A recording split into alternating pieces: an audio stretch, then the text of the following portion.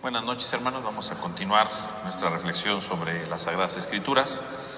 Veíamos la vez pasada el ciclo de Jacob, lo concluíamos, ¿verdad? Veíamos que terminaba, por un lado, la primera parte, que era la reconciliación con su hermano Esaú y con todo este tema de la fraternidad.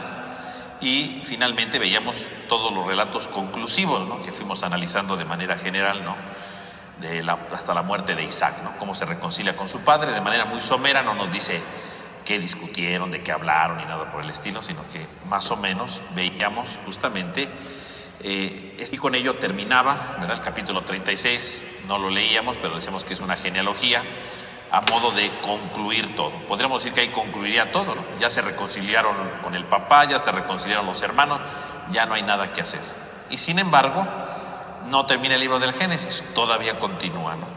Y entonces va a empezar lo que se le ha denominado, ¿verdad?, algunos estudiosos lo llaman el ciclo de José, ¿no?, que es uno de los hijos de Jacob, y que va a ser esta historia de José precisamente, ¿no?, el ciclo de José, que comienza a partir del capítulo 37. Algunos le llaman ciclo de José, otros dicen que es la continuación del ciclo de Jacob, porque Jacob no es que desaparece, vuelve a aparecer en algunos momentos de este ciclo, ¿no? Entonces, bueno, ahí está la contradicción entre si es el ciclo de José o si es el ciclo de Jacob. Pero bueno, de entrada el capítulo 37 pues va a empezar a hablar ya de José, ¿no? Va a decir ahí el versículo 2, ¿verdad?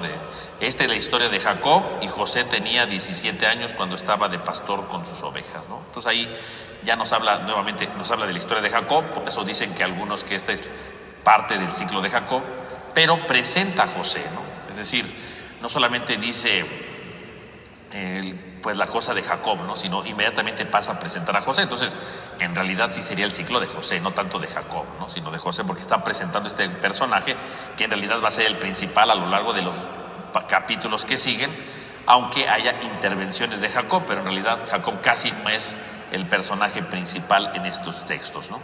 Entonces podemos ver aquí cómo se va presentando entonces el ciclo de José, empezando una nueva historia, ¿no?, que va concatenando justamente lo que ya se ha vivido para seguir adelante. Ahora, cuando vemos aquí el ciclo de José, pues vemos en general, ¿no?, recordarán ustedes que en la primera clase hablábamos de las diferentes fuentes que escribieron, ¿verdad?, el Pentateuco y el Génesis. Por lo tanto, podemos decir que la historia de José está sobre todo en la fuente yavista, ¿no?, en la fuente eloísta, ¿no?, que son más o menos hermanas, ¿verdad?, por los tiempos.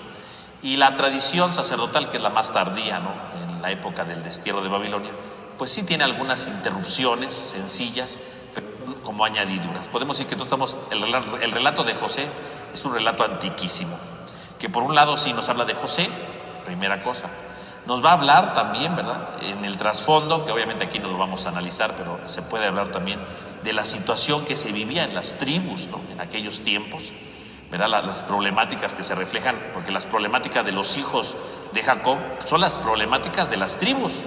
Por lo tanto, podemos decir que el relato de José, al mismo tiempo que nos hablan de José, nos hablan de estas tribus y nos hablan de ciertos elementos, ¿no?, que algunos historiadores han querido entrever ahí, ¿no? Pero bueno, esto es como una parte histórica que aquí no vamos a abordar. Aquí lo que nos interesa es el mensaje que tiene, ¿no?, para nosotros este pasaje de José.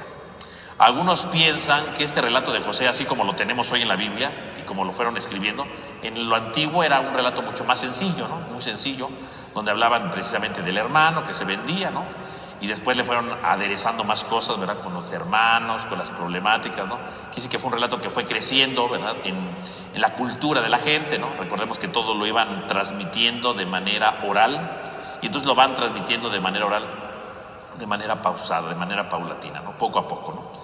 Entonces podemos decir que el ciclo de José entonces fue un relato que empezó a lo mejor de manera muy sencilla, y que con el paso del tiempo le fueron aumentando cosas, ¿no?, y que luego pues quedó plasmado así como lo tenemos en la Biblia. Y bueno, entonces tendremos pues toda esta realidad, ¿no? Y por otro lado también el ciclo de José pues va a servir narrativamente para enlazarnos con el libro del Éxodo, que es el siguiente libro, ¿no? Porque el libro del Éxodo comienza diciendo que el pueblo de Israel estaba esclavizado en Egipto. Y entonces uno preguntaría, ¿y cómo llegaron a Egipto? La historia de José también sirve para narrarnos cómo es que el pueblo llegó a Egipto, ¿no? Eso sí, también. Entonces, El ciclo de José, por lo tanto, tiene muchas cosas. Concluir el libro del Génesis, y por otro lado, enlazarnos con el libro del Éxodo, ¿no? Explicarnos por qué llegaron a Egipto, ¿no? Ese podría ser, ¿no? Ahora, ¿a qué género literario pertenecería el ciclo de José, ¿no? El ciclo de José en general no es como las tradiciones patriarcales, ¿no?, que hemos estado leyendo, ¿verdad?, de Abraham, de Isaac, de Jacob, ¿no?, que hemos estado aquí reflexionando. Si ustedes se dan cuenta, no es. Si ustedes lo leen, yo les recomiendo que le den una leída, ¿verdad?, todo el ciclo de José, ¿no?, desde el capítulo 37 hasta el 50, ¿no?, que es todo lo último del Génesis, que tiene algunas interrupciones, ciertamente, ¿no? El relato se va interrumpiendo por otros relatos, pero en general todo ese es el ciclo de José. Y si ustedes lo leen, van a ver que no es como los otros relatos, porque los relatos de los patriarcas son muy sencillitos, ¿no? Dios le habló a Abraham, le dijo, ¿verdad?, termina la historia, ¿no? Y luego empieza otra historia, ¿no? Todos los relatos de los patriarcas son relatos que están, ¿cómo se llama?, que van precisamente divididos, ¿no? Empieza la historia, viene una problemática, ¿verdad?, Dios les dice algo y termina la historia, y luego empieza otra historia. Las historias de los patriarcas son, ¿verdad?, pues son una serie de leyendas pequeñitas, ¿no? Pero en cambio, cuando hablamos de la historia de José, no son relatos esporádicos, ¿no? No es que tenga un principio y un fin, ¿no? La historia de José empieza en el capítulo 37 y termina en el 50. Todo es una sola historia, ¿no?, con diferentes episodios, ¿no?, podemos decir, no, o como en una obra de teatro, ¿no?, con diferentes actos, pero no es como los patriarcas, ¿no? Porque en un pasaje, por ejemplo, si nos acordamos de Abraham, ¿no?, en un pasaje Abraham le dice, deja tu tierra, ¿no?, y Abraham deja su tierra, ¿verdad?, llega, pone su altar, fin de la historia.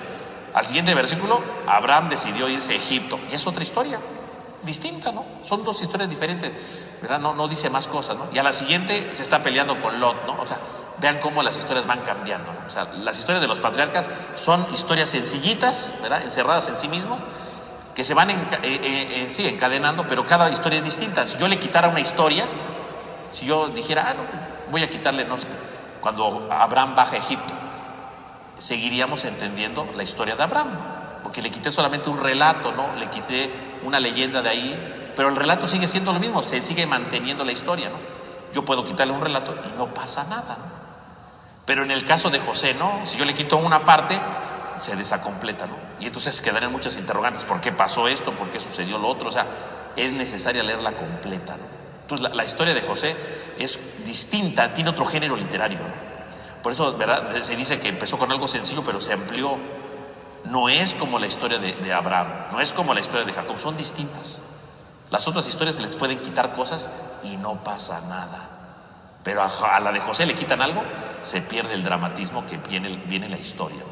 Entonces ahí sí no le podemos quitar nada. Es una sola historia, larguísima, con muchos actos, si ustedes quieren llamarlos así, ¿no? Con varios actos, ¿no? No son historias separadas, es una sola historia y que van dando a este sentido, ¿no? Por lo tanto, ¿verdad?, podríamos decir que toda la historia de José es un relato autónomo en cierto sentido, ¿no? Por un lado, por su género, en su origen, ¿no?, porque es más sapiencial, ¿no?, más reflexivo, nos invita a reflexionar algo muy importante, que es el perdón, obviamente, ¿no? Y por lo tanto significa que trata de hablar justamente en el Génesis cómo se relacionan todas las historias anteriores con la llegada de Egipto, ¿no? Básicamente, ¿no? Eso es lo que trata, pero es una historia completa, ¿no? Entonces no le podemos quitar episodios, ¿no? Bueno, podemos quitarle a lo mejor sí un capítulo ahí que no habla de José, eso sí, pero lo demás no se puede quitar, ¿no? O sea, ninguno de esos se puede quitar porque es parte de ello. Entonces es un relato con una serie de actos o escenas que van constituyendo un solo relato, ¿no? Un solo relato. Sí, a lo mejor cada escena, ¿verdad?, tiene su punto, su inicio, su punto dramático y su conclusión, pero es necesaria para entender lo siguiente, ¿no? No lo puedo quitar. Es distinto. Entonces, para que ustedes sepan, mientras que las historias de Abraham y de Abraham y de Jacob eran pequeñas historias, ¿verdad?, compactas en sí mismas, la historia de José es completita, ¿verdad? Todo el ciclo es completo, no se le puede quitar nada. Y se necesita de uno para entender el otro, ¿no? Por lo tanto, quiere decir que este libro, ¿verdad?, es muy interesante leer este relato porque constituye un todo. ¿Cuáles serían los capítulos que podría quitar porque no pertenecen a la historia de José? Pues el capítulo 38, ese no es necesario porque ese habla de Jacob más bien, ¿no? Es una situación que vive Jacob, entonces esa se puede quitar porque no habla de José. Y el capítulo 49, que es cuando Jacob bendice a sus hijos, ¿no? Que se puede quitar, porque en realidad es la bendición de Jacob por sus hijos, se pueden quitar esos. Pero todo lo demás no se puede quitar, ¿no? El capítulo 7, luego el capítulo 39 hasta el 47 y luego el 50, ¿no? Por lo menos, ¿no? Eso es la historia de José. No la pueden quitar, no se puede quitar en ningún momento. Todo forma esto, ¿no? Todo forma una misma realidad. Entonces, quiere decir que este ciclo es especial y también cambia la manera de narrarlo. Aunque está en el libro del Génesis, cambia todo, es un relato distinto. Porque por un lado es un relato amplísimo con escenas y actos, ¿no? Es un relato que decimos no se puede cortar. Y algo muy interesante es que en este relato no aparece Dios. Mientras que en los otros relatos de Abraham, ¿se acuerdan, no? Dios le dijo, deja tu patria, ¿no? O cuando Abraham está triste, es que voy a morirme sin hijos, ¿no? Y Dios le habla, oye, no estés triste, ¿verdad? Mira las estrellas, ¿verdad? Así de numerosas. Dios le habla a Abraham, ¿no? Dios le habla a Jacob, ¿no? Cuando le roba la primogenitura y va y se queda ahí tirado, ¿no? Y Dios le habla en sueños, ¿verdad? Para que no se sienta triste, ¿no? Y pelea con Dios, ¿se acuerdan, no? Dios aparece a lo largo de los relatos de Abraham y de Jacob, eso sí. Pero si ustedes leen la historia de José, en la historia de José no aparece Dios. Nunca vamos a ver que Dios le diga a José, échale ganas. No, Dios no habla. Por eso es un relato distinto. No es como lo de los patriarcas. Aunque está en el libro del Génesis, tiene distinta manera, distinta construcción. Dios no aparece ahí. Claro, uno que la lee, ¿verdad? Dice, claro, ahí se ve implícito la acción de Dios, claro, ¿no? Y de repente sí dice, ¿verdad? Dios me mandó. Bueno, sí, reconoce que ahí está Dios con él. Pero nunca Dios le habla a José. Nunca habla con José. Esto es un cambio narrativo muy importante, ¿no? Por eso estamos diciendo que es otra fuente de la que están tomando, ¿no? No son los relatitos que iban contándose entre todos, sino que es un relato único que fue creciendo y curiosamente no interviene Dios aquí. No interviene. Claro, se ve la mano de Dios, sí, pero desde otra perspectiva. Nunca vamos a ver a Dios hablando con José. Aquí no. Cambia la manera de narrar. Fíjense, entonces el relato de José es muy distinto. No es como los otros relatos que hemos visto, ¿no? Por otro lado, entonces no habla Dios, entonces no hay apariciones de Dios. No hay oráculos de Dios, ¿verdad? Que promesas, ¿no? No hay visiones de Dios. Dios no le da visiones, nada. No hay altares, no vemos que José construye altares a Dios como Abraham, ¿no? Como cuando Jacob pone la estela, ¿no? Y le derrama el aceite. No hay nada de eso. Dios no habla, Dios no interviene. Y José no manifiesta su fe en ese sentido. Sabe que Dios está con él, sí, pero no manifiesta ningún otro signo. Por lo tanto, podemos ver que aquí hay un cambio profundo. Va a aparecer el tema de los sueños, que ahorita vamos a hablar, claro, los sueños iban, pero de manera distinta, porque se habla de sueños, pero nunca dice que Dios dirija los sueños, ¿no? Como José, como Jacob, ¿no? Que Jacob se duerme y ve que la escalera, ¿verdad? Que bajan los ángeles y Dios le dice, ¿verdad? Que le va a dar esta tierra, que él va a regresar. Dios le habla en el sueño. Aquí hablan de sueños en la historia de José, pero Dios no le habla, ¿no? Hay un cambio profundo, ¿no? La narrativa va cambiando, ¿no? Entonces en este relato Dios va a actuar de manera distinta, ¿no? Va a actuar de manera diferente. Sí se reconoce la acción de Dios, pero es un Dios que es escondido, no es un Dios presente, ¿no? Va cambiando todo, ¿no? Entonces se puede ver claramente esta idea, ¿no? Y también narrativamente se puede ver que los personajes no saben todo lo que está pasando, ¿no? Los personajes no saben nada. El lector, ¿verdad? Usted que lee el relato, usted sí sabe qué está pasando, ¿no? Usted sabe por qué suceden las cosas, pero los personajes no saben qué está pasando, ¿no? Porque como Dios no interviene en este relato, los personajes no entienden nada, ¿no? Y lo irán descubriendo a lo largo del desarrollo, ¿no? Ese sería básicamente, ¿no? Decíamos la vez pasada, bueno, ¿por qué la historia de José? Bueno, por un lado porque es una historia que nos refleja, decíamos, la situación que se iba viviendo justamente en aquellos tiempos, ¿no? Con las tribus y con todos estos tipos de elementos, ¿no? Pero también decíamos que terminaba ya la historia de Jacob, ¿verdad? Reconciliándose con su hermano, pero nos quedaba la gran duda, ¿no? ¿Por qué Esaú perdonó a su hermano Jacob? ¿Por qué lo perdonó? Nunca nos dice cómo lo perdonó. No hay ninguna historia de Esaú. Nunca nos dice que Dios le habló a Esaú, que le diga perdona a tu hermano, no seas mala gente. No. Cuando se encuentran los dos hermanos, Esaú lo perdona. Y entonces quedaba la gran duda, ¿por qué lo perdonó? ¿Qué pasó en la vida de Esaú para perdonar? No sabemos. Lo único que sabemos es que se reconciliaron, entonces se rompe, ¿verdad?, la pelea de hermanos en el pasado, ¿no?, que habían venido desde Caín y Abel, se rompe todo eso y por fin se reconcilian. Pero quedaba pendiente este tema, ¿no? ¿Por qué Saúl lo perdonó? ¿Qué tuvo que pasar Esaú para perdonarlo? No lo sabemos. Pero la historia de José nos va a narrar cómo se puede perdonar, porque esto es lo que queda pendiente. El problema de los hermanos siempre se peleaban. Con Jacob y Esaú se reconcilian, los hermanos que se reconcilian, pero queda pendiente cómo se perdonan. Entonces la historia de José nos va a narrar justamente, nos va a poner las pautas para descubrir cómo saber perdonar. Entonces, si usted lee la historia de José, en el fondo se supondría que usted va a aprender a perdonar, ¿verdad? Claro que aquí no vamos a profundizar cada uno de los elementos porque es un curso general, ¿no? Y si no, esto se va a convertir en un curso de José y nunca vamos a acabar. Entonces, pero vamos a ir dando algunas pautas para que usted vaya conociendo estos elementos, ¿no? ¿Qué se necesita para perdonar? ¿Qué se necesita? Ahí sí vamos a ver cómo José, ¿verdad?, va teniendo pues sus encuentros, ¿verdad? Cómo José tiene que recapacitar, cómo José tiene que perdonar, porque no perdona al principio José, ¿no? Vamos a ver cómo él pone trampas, pone cosas para desquitarse con sus hermanos, ¿no? Sí, porque cuando alguien me hace algo malo, pues yo quiero vengarme, ¿no? Pero al final José se reconcilia. Vemos todo el proceso que tiene que pasar José para llegar a la reconciliación. Entonces, el relato de José nos va a servir para concluir todo lo del libro del Génesis. Si el tema era el problema de los hermanos, el problema de los hermanos se solucionó con Jacob porque se reconciliaron, solamente quedaba la duda: ¿y qué tenemos que hacer para que el hermano se reconcilie? Entonces la historia de José nos va a contar cómo o qué proceso tenemos que seguir para reconciliarnos. ¿Qué proceso tenemos que seguir para reconciliarnos? Eso es lo que nos va a presentar justamente el relato de José. Entonces, pues vamos aquí a analizarlo, ¿verdad? Espero no ser muy amplio, ¿verdad?, porque ya ven que luego me tardo, pero trataremos de aquí de verlo, ¿no? Entonces vamos a leer, ¿verdad?, el principio del capítulo 37 para poder empezar a reflexionar algunos elementos, porque el capítulo 37 es la base de todo, ¿no? Entender este capítulo es muy importante porque nos ayuda a profundizar en los personajes, sobre todo en José, ¿verdad?, y en la situación que se vive, ¿no?, en todo lo que él va a ir viviendo. Entonces vamos a leer el capítulo 37. Entonces, capítulo 37, aquí está.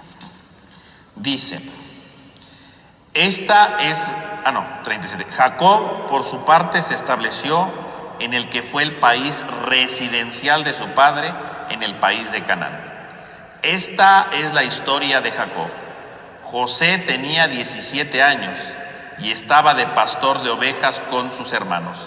El muchacho todavía con los hijos de Bilhá y los de Zilpá, ¿no?, que son las esclavas, ¿no?, mujeres de su padre, y José comunicó a su padre lo mal que se hablaba de ellos, ¿no? Va de chismoso, ya ven que así es la vida, ¿no? Israel amaba a José. Israel se refiere a Jacob. Ya ven que les decía la vez pasada que a veces le llaman Jacob, a veces le llaman Israel. Bueno, aquí le llaman Israel. Israel amaba a Jacob más que a todos sus demás hijos, por ser para él el hijo de la ancianidad. Le había hecho una túnica de manga larga. Vieron sus hermanos cómo le prefería su padre a todos sus otros hijos, y lo aborrecieron hasta el punto de no poder ni siquiera saludarle. Bueno, entonces vamos a reflexionar primero esta presentación del personaje, ¿no? Entonces, primero que nada nos dice que Jacob se fue y se estableció en el país que fue la residencia de su padre, ¿no? Es decir, Jacob regresa a la tierra prometida, ¿no? La tierra donde había llegado Abraham, donde luego estuvo Isaac, ¿no?, y luego donde vivió su infancia Jacob, pero cuando le robó la primogenitura, pues ya ven que se dio la fuga, finalmente regresa, ¿verdad? Y entonces ahora toma posesión del lugar donde vivió su padre, ¿no? Entonces él está cumpliendo, quiere decir que Jacob es el que cumple las promesas de la tierra prometida, ¿no? Ahí regresa Jacob, ¿no? Y fíjese, dice: por su parte Jacob se estableció en el país residencial de su padre. Dos verbos muy importantes: se estableció, establecer, y residencia, ¿no?, residencial, ¿no?, residir. Son dos verbos muy importantes porque habla de la estabilidad en ese momento de Jacob para cumplir la promesa de Dios. Esa es la tierra prometida y ahí está Jacob estableciéndose. Establecer significa que ya está ahí, porque ahí residió su padre. O sea, está empezando a vivir donde vivieron sus antepasados, y por lo tanto significa que sigue en la tierra prometida, aunque no es de él todavía, pero ya está viviendo ahí, ¿no? Se están cumpliendo las promesas, las promesas. Y entonces dice, ¿verdad? Se cierra eso y de inmediato dice, esta es la historia de Jacob, ¿no? Esta es la historia de Jacob, ¿no? Lo que decíamos, ¿no? Para presentarnos a José, nos presentan primero a Jacob, ¿no? Esta es la historia de Jacob. Y esto es muy importante porque esta es la historia de Jacob, esta frase, ¿no? Esta es la historia o esta es la generación. Esto es una frase típica que aparece muchas veces en el libro del Génesis, ¿no? En el libro del Génesis aparece desde el primer relato de la creación, ¿no? Cuando Dios termina, ¿verdad?, de crear todo, dice, esta es la generación, ¿verdad?, de la creación, ¿no? ¿Cuántas veces aparece esta frase? Esta es la generación. Aparece 10 veces. Y esta es la última vez que aparece, ¿no? Esta es la generación de Jacob. Esta frase, entonces, esta es la generación, ahí termina, esta es la última vez que aparece. Y que en el fondo está diciendo con eso, aquí se acaba el libro del Génesis. Voy a presentarles la última parte del Génesis, ¿no? Porque cuando decimos esta es la generación, pues nos recuerda también otro tema importante del Génesis. Así como la fraternidad es un gran tema, también otro tema importante del Génesis, ¿cuál es? Pues es el de la vida, ¿no? Y cómo la vida tiene continuidad, ¿no? Tiene continuidad con los hijos de Adán, ¿verdad? Y así sucesivamente las genealogías, ¿no? Por lo tanto, nos está narrando la vida de Jacob, sus sucesores, su descendencia, ¿no? Esta es la historia de Jacob, significa, vamos a hablar ahora de sus descendientes, ¿no? Vamos a hablar ahora de lo que viene, ¿no? De la vida que Jacob ha producido, ¿no? Eso es lo que está diciendo, ¿no? Y entonces está preparando, en el fondo, ¿para qué nos está preparando? Para empezar a ver la última parte del Génesis, la última generación. ¿Cuál es la última generación? Los hijos de Jacob, ¿no? Pero curiosamente dice, José tenía 12 años. Oh, sorpresa. No nos presenta a los 12 hijos, nos presenta solamente a José. Entonces, por un lado, sí, va a hablar de la descendencia de Jacob, pero se va a centrar en José. Por lo tanto, está presentándonos a un nuevo personaje que para el autor del Génesis solo le interesa ese. ¿Cuál le interesa? José. Por eso estamos hablando de un ciclo de José, porque le interesa ese personaje. Y ahora bien, esto nos puede marcar también una idea muy importante. Cuando se presenta al hijo de un padre, ¿qué es lo más importante del hijo de un padre? La vida del hijo, ya no la del padre. Si ustedes se dan cuenta, cuando presentaron a Abraham, decían, el padre de Abraham, ¿verdad?, que era Teraj, ¿no? Entonces habla de su padre Teraj. Pero en la historia de Abraham, ¿aparece su padre? No aparece su padre. Su padre queda en el olvido, porque Abraham tiene que empezar a construir su vida, ¿no? Luego nos habla de la vida de Jacob, ¿verdad? De la de Isaac, pues no habla casi nada, ¿no? Pero de la de Jacob sí habla, ¿no? Y nos narra la vida de Jacob al principio, ¿verdad? Cuando nace, ¿verdad?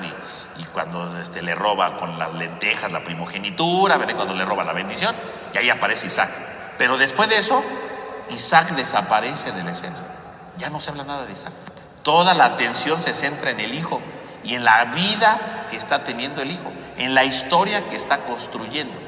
Quiere decir que entonces lo importante, por un lado, es sí, saber quién es el papá, ¿no? Su papá fue Teraj, ¿no? Su papá fue Abraham, su papá fue Isaac. En este caso, su papá fue Jacob. Pero ¿recuerdan quién es el padre? No tanto porque lo importante sea el padre, sino ahora lo que importa es el hijo, porque ahora el hijo tiene que empezar una nueva historia. La historia de salvación avanza cuando el hijo se va construyendo a sí mismo, no cuando vive anclado a su padre. Si vive anclado a su padre, no sirve. No sirve. ¿Verdad? Si Abraham, ¿verdad?, hubiera estado siempre con su hijo, pues no sirve, ¿no? Si Jacob hubiera estado siempre anclado a Isaac, ¿no? ¿Cuál historia se hubiera construido? Pues hubiera sido la historia de Isaac, ¿no? Junto con su hijo Jacob. No, pero Jacob se separa, por la razón que haya sido, se separa y construye su propia historia. Y en la medida que construye su propia historia, va entonces transformándose la historia de salvación. Quiere decir que entonces el autor del Génesis hace ver que lo importante sí es el padre, de dónde viene, pero que el hijo tiene que construir su propia historia, porque su propia historia es lo que le da su identidad. En el fondo lo que el Génesis está diciendo es, la historia de salvación avanza porque los hijos van construyendo una nueva historia. Y si ustedes se dan cuenta, la historia de Abraham no se parece a la historia de Jacob, son muy distintas, ¿no? Y la historia de José va a ser muy distinta a la de Jacob. Cada historia es distinta, porque cada hijo tiene que construirse a sí mismo, ¿no? O sea, en el fondo la enseñanza del Génesis, ¿cuál es? El hijo tiene que dejar a su padre, ¿no? Y lo dice el libro del Génesis, ¿no? Desde el capítulo 2, ¿no? Por eso el hijo dejará a su padre y se unirá a su mujer y los dos serán una sola carne, ¿no? La idea de dejar al padre. El Génesis tiene muy claro que el padre es muy importante, claro, pero solamente vale la pena la vida del hijo cuando se aleja, cuando se desprende del padre, porque empieza a construir su vida. Porque si el hijo no se desprende del padre, no construye su vida, ¿no? La construye a la sombra de su padre, ¿no? La construye a la sombra de lo que el padre diga, pero no de lo que él dice, ¿no? La historia de Abraham es valiosa porque en el momento que rompe con su padre, aunque ya era un anciano, él empieza a construir su historia. Antes de que Abraham se fuera, la historia de Abraham no vale la pena, ¿no? Porque la historia de Abraham, ¿de quién era? Era la historia de su padre, ¿no? Dependía de lo que el papá decía, ¿no? En la tribu. No era lo que Abraham decidía. En el momento que Abraham decide dejar a su padre, construye su propia historia, ¿no? Se va realizando a sí mismo. Igual pasa con Jacob, ¿no? Se va realizando a sí mismo cuando, por robarse la primogenitura y la bendición, se aleja, ¿no? Pero construye su propia historia. Ahora nos presentan a José y nos va a decir cómo José va a construir su propia historia. Entonces, lo que el Génesis trata de hacer ver es que los hijos son importantes con sus padres, y si los papás son valiosos, son muy valiosos, pero como parte de la historia. Pero que el hijo tiene que construir su historia. Y la historia de la salvación avanza, el proyecto de Dios avanza cuando uno construye su historia, no cuando depende de los demás, ¿no? Cuando depende de algo, porque entonces no avanza nada, ¿no? La historia tiene que avanzar siempre, ¿no? Tiene que seguir creciendo, ¿no? Tiene que continuar, ¿no? Eso es lo importante. Entonces, si nos está diciendo, esta es la historia de Jacob, y presentan a José, ojo, vamos a presentar a José, porque ahora José va a construir su historia. Él va a construir su historia, y toda la historia de salvación tendrá sentido por José. De los demás hermanos no hablan. ¿Por qué de los demás hermanos no hablan? Porque los demás hermanos se van a quedar con Jacob.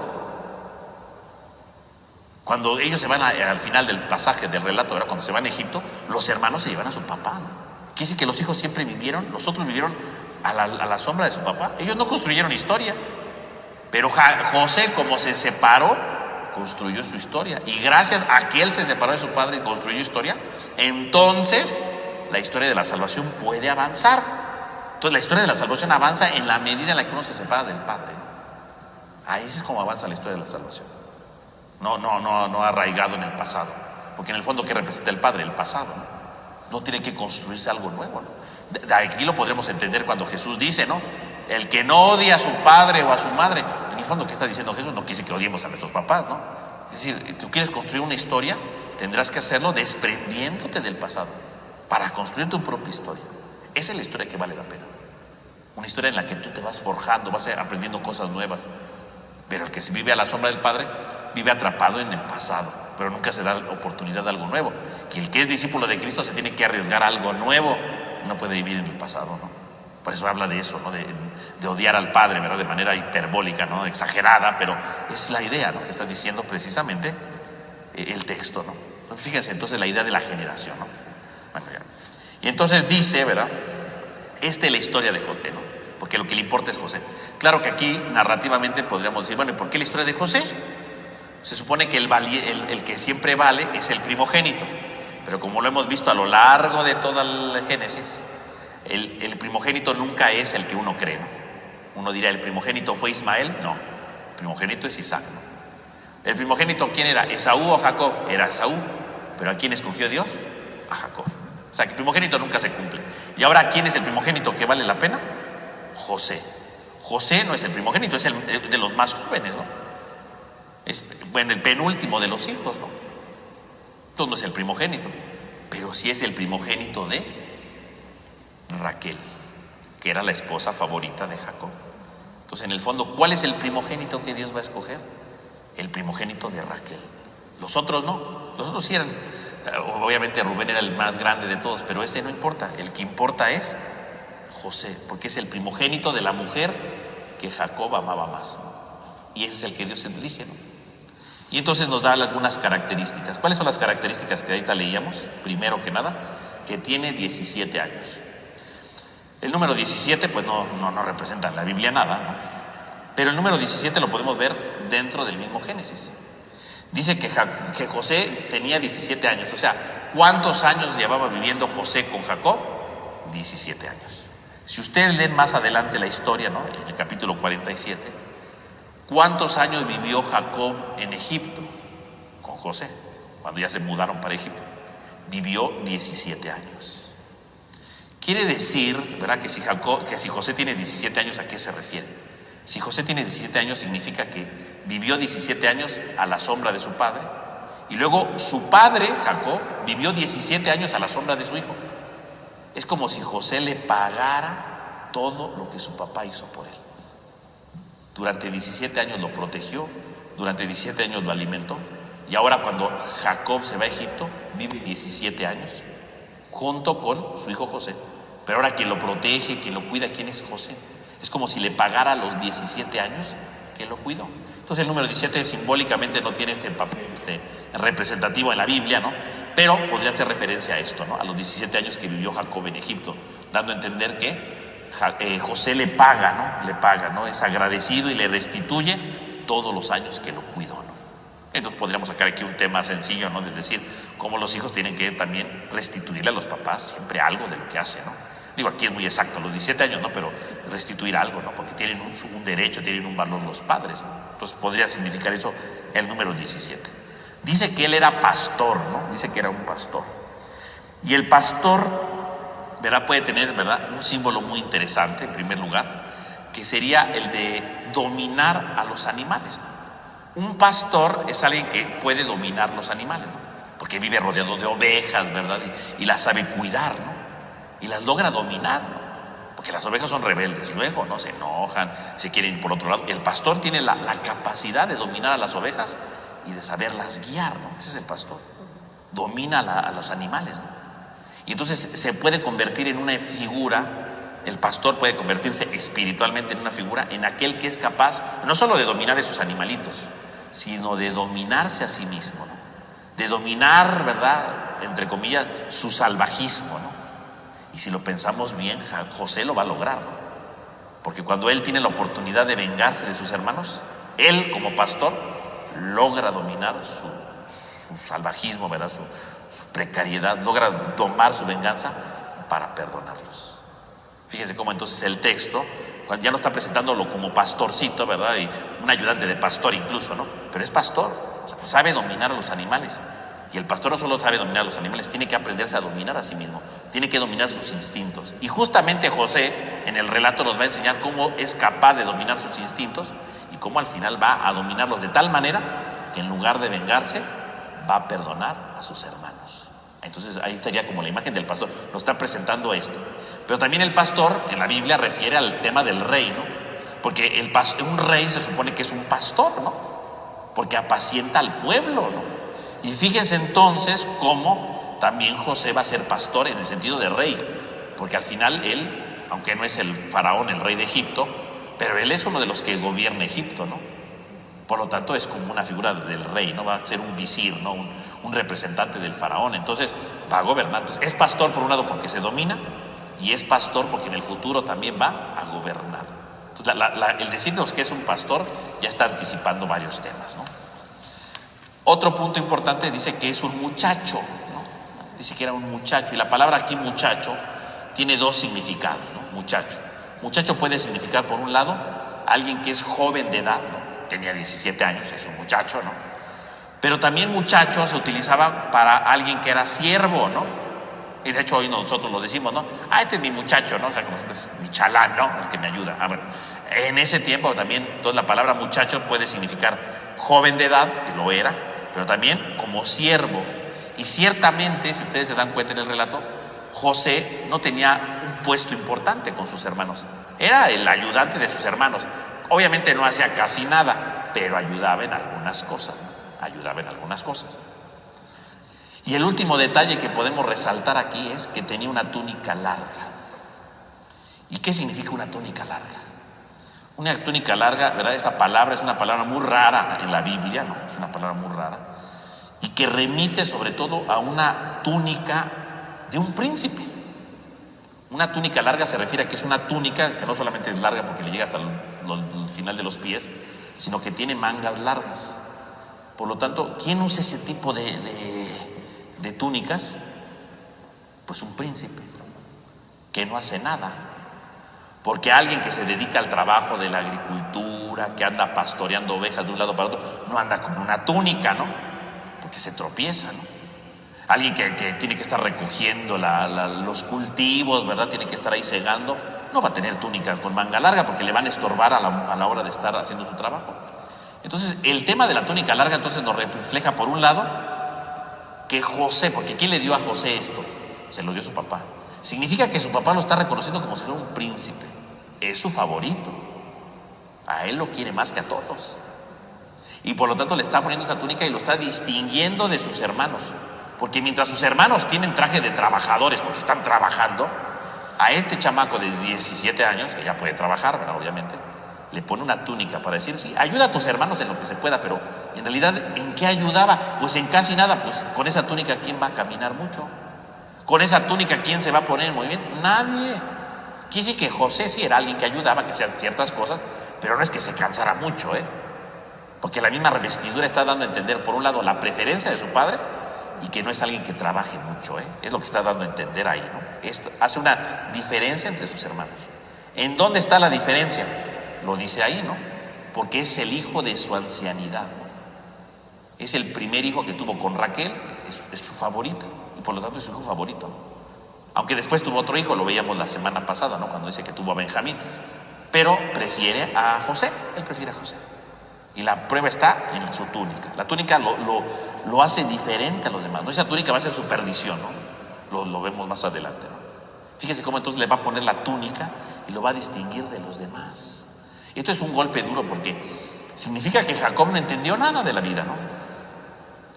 Porque si pensamos en la vida de Jacob, todos los problemas que Jacob tuvo, ¿por qué fue? Por los favoritismos de los papás, ¿no? Porque Isaac prefería a Esaú, ¿no? Y a él le dio la bendición, le voy a dar la bendición, que no sé qué. Y su mamá, ¿verdad? Rebeca, lo prefería a él, ¿no? Y entre ellos se peleaban por quién era el mejor, ¿no? Y si le roba la bendición, ¿por qué le roba la bendición? Porque era el favorito de la mamá, ¿no? Y por esa razón entonces hace que le robe la bendición. O sea, y por robarle la bendición vino toda la enemistad, todas las peleas y toda la lejanía, ¿no? Quiere decir que en la vida de Jacob, él sabe cuáles son las consecuencias de tener a alguien favorito. Pero creo que Jacob no entendió nada, ¿no? Porque lo mismo, le pone la túnica larga, se ve el favoritismo que tiene Jacob con su hijo José, y los demás hermanos se dan cuenta, ¿no? Y dice que lo empezaron a odiar, ¿no? Esa es una frase muy dura, ¿no? Decir que lo empezaron a odiar es una cosa durísima. Porque no solamente dice, me cae mal, ¿verdad? Se pasa, es un payaso. No, les caía mal, dice, y ni siquiera le dirigían el saludo. Ni siquiera le dirigían el saludo. Quiere decir que Jacob está haciendo que sus hijos odien a José.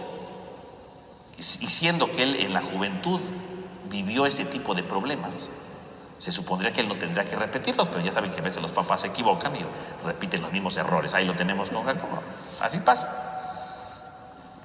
Entonces podemos ver aquí entonces todo el escenario, ¿no? Todo lo que viene, ¿no? Entonces, ¿quién es José? Todas las características de José, el favorito, ¿verdad? El joven, el muchacho, el que sirve, ¿no? El que no es superior, sino que sirve nada más, ¿verdad? El que es pastor, ¿no? Por los aspectos que veía. Bueno, ahí lo tenemos. Y cabe aclarar que todo el capítulo 37, ¿verdad? Que es esta apertura, se va a repetir 21 veces la palabra hermano. O sea que la clave para entender este relato es la hermandad, la fraternidad. 21 veces se repite la palabra hermano. Eso no es casual, ¿eh? Cuando una palabra se repite es algo importante. Y 21 veces no es casual, porque ¿de dónde viene el 21? 3 por 7, ¿no? El 3 que es la perfección, el 7 que es la totalidad. O sea, es el relato de la hermandad total, ¿no? Que se está rompiendo. Y por culpa de Jacob, ¿no? Y bueno, también por culpa de José, porque obviamente pues si lo consienten, ¿quién no se va a dejar que se consienta, no? Pues obviamente, ¿verdad? También, no crean que José era un jovencito, ¿verdad? Muy bueno, ¿verdad? No, pues también era presumido, ¿no? También no vamos a decir, ay, pobrecito, ¿verdad? Sus hermanos lo vendieron, ¿no? También José se lo ganaba a pulso, ¿no? Y lo vemos a continuación. Si vemos, ¿verdad? A continuación viene los famosos, el tema del sueño, ¿no? Aparece el tema de los sueños, ¿no? En el versículo 5, ¿no? Del 5 al 12, ¿no? Dice: José tuvo un sueño y lo manifestó a sus hermanos. Tiene un sueño, y lo que decíamos hace un momento, no dice que Dios le dio el sueño. Él tuvo un sueño, pero no, el tema de Dios no aparece aquí en el sueño, ¿no? Tuvo un sueño y lo manifestó a sus hermanos, quienes lo odiaron más aún, o sea, lo odiaron más. y les dijo: oigan el sueño que he tenido. Me parecía que nosotros estábamos atando gavillas en el campo, y de pronto mi gavilla se levantaba y se tenía derecha, mientras que sus gavillas se hacían rueda y se inclinaban hacia la mía. Sus hermanos le dijeron: ¿será que vas a reinar sobre nosotros o que vas a tenernos dominados? Y acumularon más odio todavía contra él a causa de sus sueños y de sus palabras. Volvió a tener otro sueño y se los contó a sus hermanos y les dijo: he tenido otro sueño y resulta que el sol, la luna y las 11 estrellas se inclinaban ante mí. Y se lo contó a su padre y a sus hermanos, y su padre lo reprendió y le dijo: ¿qué sueño es ese, que has tenido? ¿Es que yo, tu madre y tus hermanos vamos a venir a inclinarnos a ti hasta el suelo? Sus hermanos le tenían envidia, mientras que su padre reflexionaba. Entonces, viene el tema de los sueños, que como decíamos es uno de los temas importantes que van a aparecer en el libro del relato de José, porque por un lado José tiene sus sueños, luego los funcionarios y sobre todo el faraón, ¿verdad? El rey de Egipto va a tener su sueño, ¿no? También va a tener su sueño, ¿no? Y ustedes se dan cuenta aquí los sueños, bueno, pues reflejan que no la voluntad de Dios, porque no dice que Dios le reveló esto, ¿no? No es como el sueño de José, de Jacob, ¿no? Donde le dice que él va a estar con él, ¿no? Aquí Dios no aparece, él tiene un sueño. Y los hermanos y Jacob, ¿verdad? Su papá, interpretan que estos sueños son una serie de premoniciones, ¿no? Son una serie de vaticinios. Es decir, si tú soñas eso, significa que se puede cumplir, ¿no? No porque Dios lo haya dicho, sino ellos consideran que esos sueños se pueden cumplir. Pero ¿cuál es el problema de los sueños? Pues el problema de los sueños es que José, pues se cree superior a ellos, ¿no? Entonces, pueden ver ustedes esto, ¿no? O sea, el primer sueño, ¿cuál es? Es un sueño agrícola, ¿no? Porque habla de ¿cómo se llama? De las gavillas que arman, ¿no? O sea, las gavillas que son, agarran toda la cosecha, la amarran, ¿verdad? Es como una especie de pirámide que está ahí, ¿no? ¿Y cuál es la cosa? Porque dice, soñé, ¿verdad? Que mi gavilla se quedaba recta, derecha, y las suyas como que se inclinaban, ¿no? Como que rodaban hacia mí, como diciendo, ustedes me van a rendir pleitesía a mí, ¿no? Este es el reflejo, pues, de los sueños de José, de sus aspiraciones, ¿no? Porque decíamos que José era un muchacho, era un siervo, ¿no? O sea, trabajaba de chalán para sus hermanos, ¿no? Porque no hacía muchas cosas, pues, obviamente. Y entonces él tiene la aspiración de que un día él no va a ser su chalán, sino que ellos le van a rendir pleitesía. Por eso dice que las ¿cómo se llama? Las gavillas se inclinaban ante él, ¿no? No que se tiraban, o que se cayeron, no, que se inclinaban, ¿no? Que iban hacia él, ¿no? Que le reconocen su grandeza. Entonces, esto, les digo, puede ser un presagio, claro, ¿no? Pero también es un signo de presunción, ¿no? O sea, de por sí no lo quiere y sale con estas cosas, pues eso es lo que no lo van a querer más, mucho, ¿no? De por sí le tienen coraje porque es el favorito de su papá. De por sí le dicen y sale con estos sueños, pues eso es lo que no lo van a querer, ¿no? ¿Quién va a querer a un hermano que se cree superior y dice, en el futuro me van a adorar? Oye, pues no inventes, ¿no?